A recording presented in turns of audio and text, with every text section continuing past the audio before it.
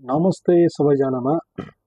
आज म हजुरहरूलाई मेरो जीवनको एउटा भोगाई भन्न गइरहेको छु। कुरा के भन्दा आजभन्दा 5 वर्ष अगाडि म विदेश आउँदाको क्षण अझै पनि आँखा अगाडि नै आउँछ। जति बेला म परिवार छोडेर मनभित्र धेरै सपना र डर बोकेर म विमानतर्फ लाग्दै थिएँ। बाहिरबाट हेर्दा म बलियो देखिन्थेँ, तर मनभित्रबाट धेरै नै कमजोर भएको थिएँ त्यति बेला चाहिँ।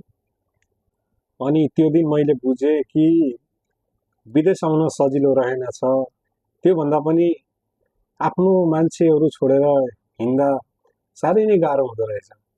अहिले विदेशमा 5 वर्ष बित्यो।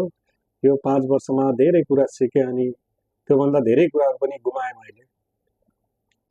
तर आज पनि यो भन्छु कि त्यो दिन त्यो निर्णय लिन त्यति सजिलो थिएन, तर मसँग अरू विकल्प पनि थिएन। यदि हजुरहरू पनि विदेशमा हुनुहुन्छ भने यो सम्झिनुहोस् कि तपाईँ एक्लै हुनुहुन्न। धन्यवाद।